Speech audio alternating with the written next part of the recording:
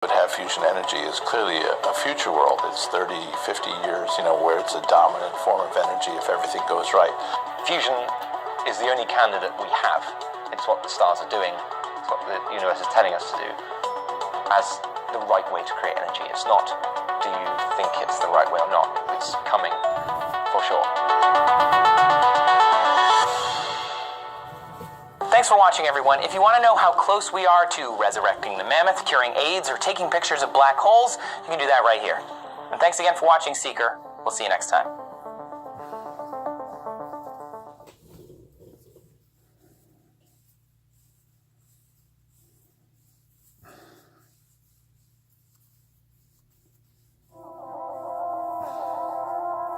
Someday our bodies are going to break down and we'll die. Our brain will decay and disappear forever. But what if it didn't have to?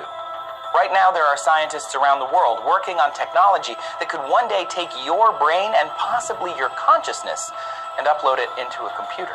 This would be a game changer in neuroscience, and some believe could lead to immortality. So how close are we to downloading our brains?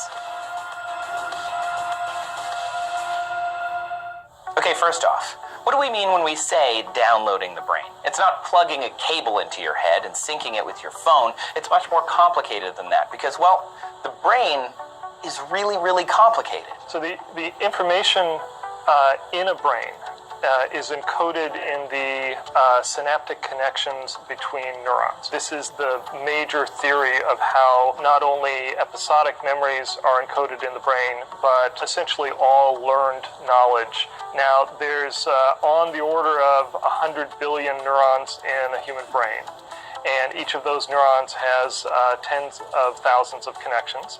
And so you are looking at hundreds of trillions of those synaptic connections, each of which have been tuned by your life's experience. So in order to download your brain, each one of those trillions of connections would have to be precisely scanned, mapped, and digitally reconstructed on a computer as an emulated brain. The idea would be that this simulation would not only behave like a biological brain, but could retain the thoughts and memories of the person whose brain was scanned. Now, this is all great to think about and makes for interesting dinner conversation, but we have yet to scan a complete human brain, let alone test the theory of consciousness. That's not to say some progress hasn't been made, though. There are projects all over the world working on scanning and simulating brains in the name of healthcare and medicine. This is more about unlocking the mysteries of our brain and less about unlocking the key to immortality. We don't really understand a system until we can build it ourselves and manipulate it in a computer and really understand all the pieces and parts. In 2014, researchers scanned a roundworm brain and made a simulation that they installed into a simple Lego robot. And the simulated brain moved the robot freely without any human direction. There have been other projects trying to recreate the brain through reverse engineering, experiments reading and implanting memories, and one group created an algorithm for large-scale human brain simulations. But one of the biggest projects involving actual brain scanning is taking place at the Allen Institute in Seattle.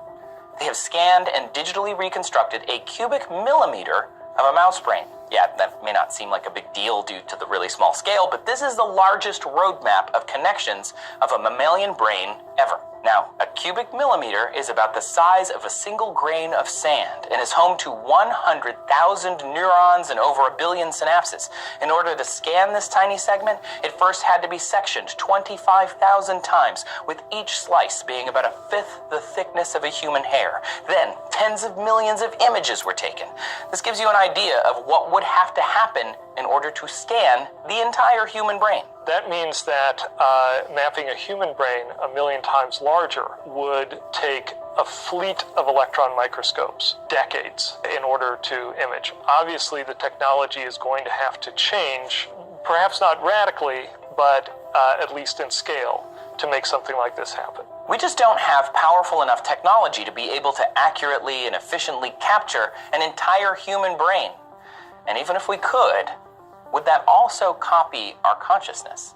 Most neuroscientists would say, yes, it's exactly the same person, it's exactly the same thing, but we really don't know if there's some other issue that we're missing. But still, the question is the simulation at a resolution that is sufficient to capture who you are? The idea is that our thoughts and memories are basically data.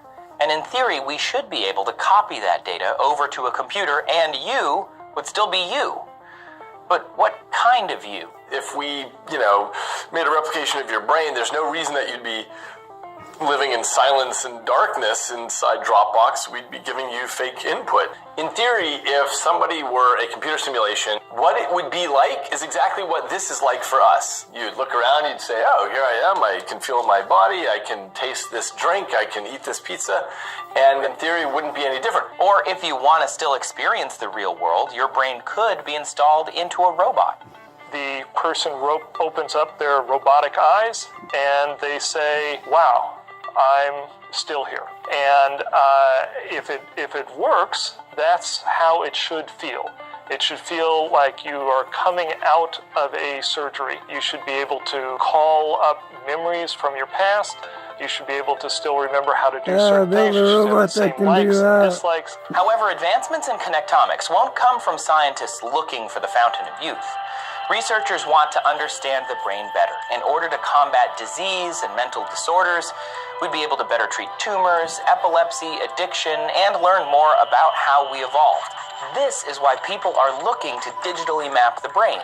In the end, if we are ever able to upload someone's consciousness, it may just be a bonus from these studies. Mind uploading is a very long-term project of humanity. It's so long-term that I think most of the people today that are working on it would not recognize that they're working on it. The desire is there to scan and map an entire human brain. And that process may lay the groundwork for a brave volunteer to have their brain removed and digitized, which might lead to the first immortal being. We just have to wait for technology to catch up with our ambition. So how close are we to downloading the human brain? We're nowhere close. We can't even download fruit fly. We can image small pieces of brain tissue or small organisms' brains. But we don't know enough about how the nervous system works in order to interpret those images and create a simulation. With the technology that we have right now, we're nowhere close. But the road seems clear enough to get there, unless there's some giant surprise that we run into. It seems like each year as technology gets better and better, we get higher and higher resolution on what's going on. It's a clear path to get there. I mean, unless we're already there and you're currently watching this in a computer-simulated world where nothing around you really exists. Thanks for watching How Close Are We? Let us know in the comments what topics you want us to cover in future episodes. And if you want more How Close Are We, click here to watch our playlist. And don't forget to like, share, and subscribe. Let's have some West Fruit Fly shit now.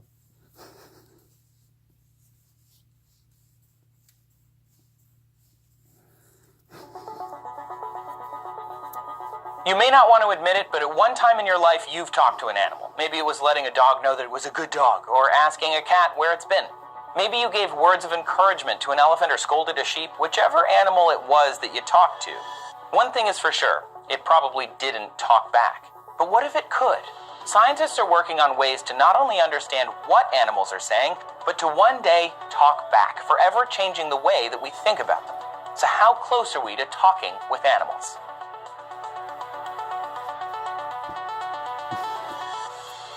Okay, I know what you're all saying. Animals do talk, just not with words. They make noises, they have facial expressions and body language. But this isn't exactly what we are talking about. I think it's important to distinguish between what we call communication and language.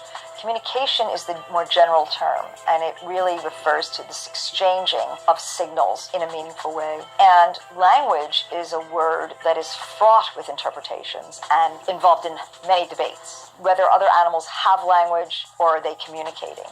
Well, the truth is that we suppose that animals have language, but in a lot of cases we have to actually prove this experimentally.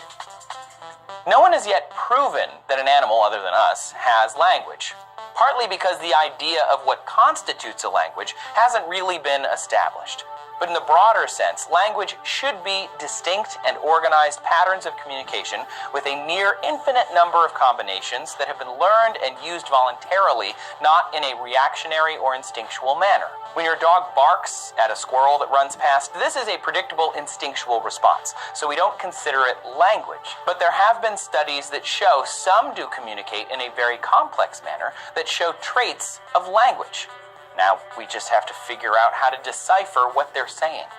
I think the possibility of us having a Rosetta Stone with an animal is very real. What we have to do is we have to do the experiments to determine the context in which animal signals are given. And that context is going to give us the Rosetta Stone. And that's exactly what's happening. Dr. Kon Slobodchikov has been studying prairie dog calls because within those high-pitched chirps, they're actually saying a lot.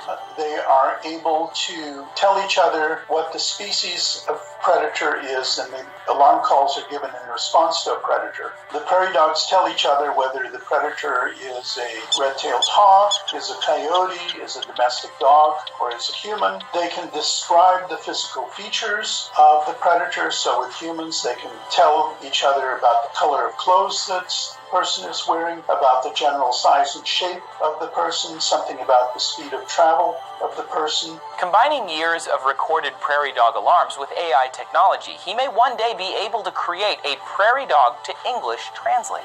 Unfortunately, determining that animals have language is a difficult process. It's not an easy one. So it takes a lot of effort and time, and it takes a certain amount of money.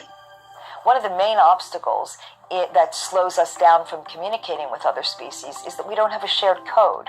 While Dr. Slobodchikov is trying to use prairie dog language as the shared code, others are looking to create a new code, one that can hopefully bridge the gap between humans and animals. We've now created a 4 by 8 foot touchscreen, an interactive underwater touchscreen for dolphins that will allow them choice and control, and it will allow us to understand what the kinds of signals they're using and their own interests, more about their cognitive abilities. Dr. Reese and her team will observe the dolphins' choices and compare that to their vocalizations and mannerisms with the hope of decoding some parts of the dolphin's speech. Again, to create a Rosetta Stone to help translate and hopefully one day talk to dolphins using their language. In our lab, we tried to give the dolphins a means of communication using a keyboard so that they could request and identify different objects. And that's what we're working on now, so that they can produce a code themselves. Well, if it's so hard to learn their language, can't we just teach them ours? Isn't that an easier way?